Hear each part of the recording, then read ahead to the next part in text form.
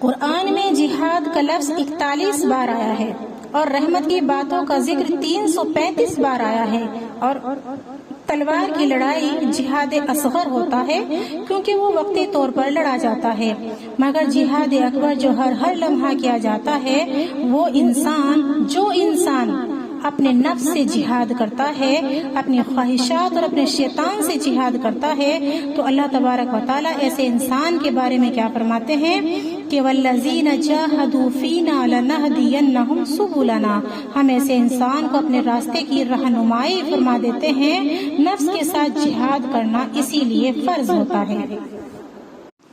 مومن اور مسلم میں کیا فرق ہوتا ہے؟ کچھ لوگ اللہ کے نبی صلی اللہ علیہ وسلم کے زمانے میں دیہاتی ایمان لائے تھے، تو اللہ نے نبی پاک صلی اللہ علیہ وسلم کو فرمایا کہ ان سے کہو کہ یہ کہتے ہیں قالت الاعراب آمنا، ہم ایمان لے کر آئے ہیں، بلکہ تم ان سے کہو ولکن قولوا اسلمنا ولما يدخل الایمان فی قلوبکم، تم ایمان نہیں لائے ہو بلکہ تم اسلام لائے ہو۔ میری بہنوں، اسلام اور ایمان میں یہ فرق ہوتا ہے کہ جیسے کھجور کے درخت کی جڑیں زمین کے دور دور تک پھیلی ہوتی ہیں اور کھجور کا درخت بہت اونچا ہوتا ہے اور کھجور کی ہر چیز، گٹھلی، چھلکا، پتا، سب کچھ انسان کے کام آتا ہے، اسی طرح مومن کی ہر چیز دوسرے انسان کے کام آتی ہے، فائدہ دینے والی ہوتی ہے، اور جس طرح کھجور کے درخت کی جڑ مضبوط ہوتی ہے، اسی طرح مومن کا ایمان اس کے دل میں دور تک جڑیں پھیلائے ہوئے ہوتا ہے، اور اس کی شاخیں یعنی کہ اعضاء اس کا عمل یہ ظاہر کرتا رہتا ہے کہ ہاں اس کا ایمان مضبوط ہے، کیونکہ ایمان کی تصدیق یا تکذیب اس کے عمل سے ہوتی ہے۔ تو اللہ تبارک و تعالیٰ یہی تو فرماتے ہیں کہ افمن اسس بنیانہ علی تقوی من اللہ ورضوان خیر ام من اسس بنیانہ علی شفا جرف ہار فانہار بہ فی نار جہنم واللہ لا یہدی القوم الظالمین۔ جس انسان نے اپنی زندگی کی بنیاد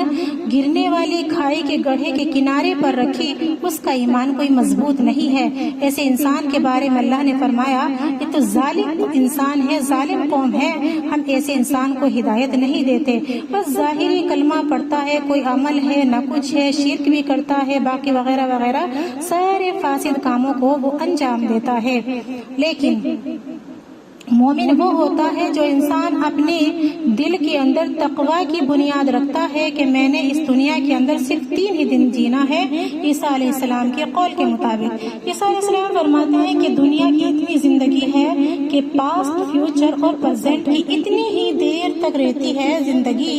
کہ جو انسان بولتا ہے وہ جملہ اس کا فوراً پاسٹ میں چلا جاتا ہے، ماضی میں چلا جاتا ہے، اور جو انسان پریزنٹ میں بولتا ہے بس اس کی زندگی اتنی ہی ہے جب تک کہ وہ جملہ مکمل کر لے، اور آنے والے وقت کا تو کچھ پتہ ہی نہیں ہوتا، یعنی فیوچر تو کسی نے دیکھا ہی نہیں۔ اگر کسی انسان کے یہاں مہمان جائیں 3 دن کے لیے تو کیا آپ وہاں پر یہ محنت کریں گی؟ اپنا وہاں کھیت جوتیں گی، وہاں فصلیں لگائیں گی، وہاں فصلیں اگائیں گی؟ نہیں نا۔ تو اسی طرح میری بہنوں، ہمیشہ کا جو گھر ہے وہ جنت ہے، وہ بڑی لمبی زندگی والا گھر ہے۔ اپنے گھر کو چاہے انسان کا گھر کچا ہی کیوں نہ ہو، اس کو سجاتا ہے، سنوارتا ہے، دلہن بناتا ہے، وہ اپنا تو ہے نا۔ اسی لیے یہ دنیا کی زندگی جو ہے 3 دن ہے، اس پر 3 دن کی ہی محنت کی جائے، اور آخرت کی زندگی لا تعداد ہے، لا محدود ہے، پتہ نہیں ہے اللہ تبارک و تعالی نے آخرت کی زندگی کتنی رکھی ہے، ہمیشہ کی رکھی ہے اگر جنت ہے تو